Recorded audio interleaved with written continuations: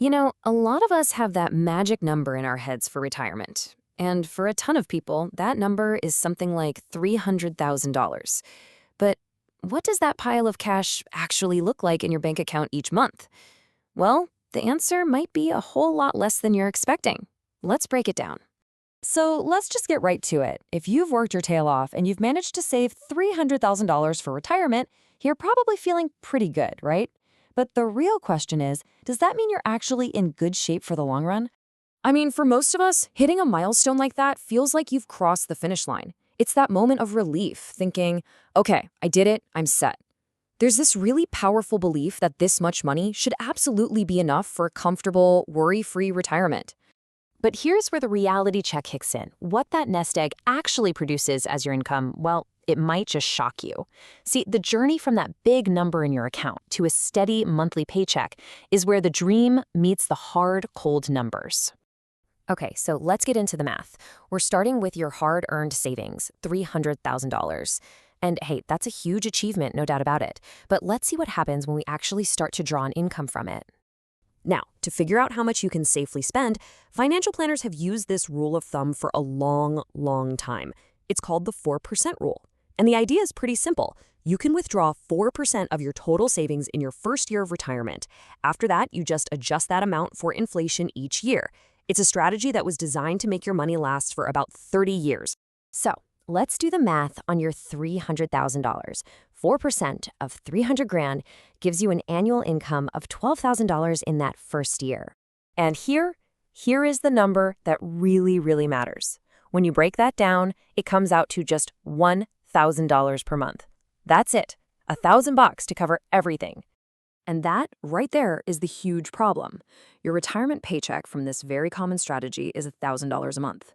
But when you look at what real-life expenses are, housing, healthcare, all of it, most people find their typical monthly needs are somewhere between $4,000 and $6,000. This isn't just a small gap, it's a massive chasm. So this brings up the most obvious question. Why? How can there be such a gigantic difference between what looks like a healthy nest egg and the actual income it's able to generate? Well, the answer comes down to a fundamental shift that most of us just don't think about. See, for your entire career, your 401k or your IRA had one single job: to grow your money. It was all about accumulation. But the very day you retire, its job completely flips. Now it has to pay you.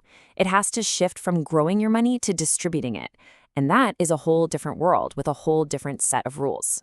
And this shift from saving to spending, it introduces a massive risk that honestly many people have never even heard of. It's called sequence of returns risk. Now, I know it sounds complicated, but the idea behind it is actually simple, and frankly, it's terrifying.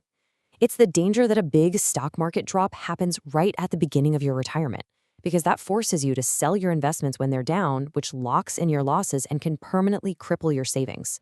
Just think about it this way. If the market tanks right after you retire, you're forced to sell off way more shares of your portfolio just to get that same $1,000 a month. And here's the absolute killer part.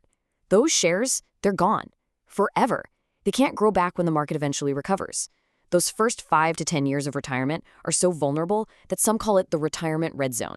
It's a really hard lesson that the timing of your investment returns can actually matter even more than your average return over your entire retirement. So, all of this brings us to the real question you should be asking yourself.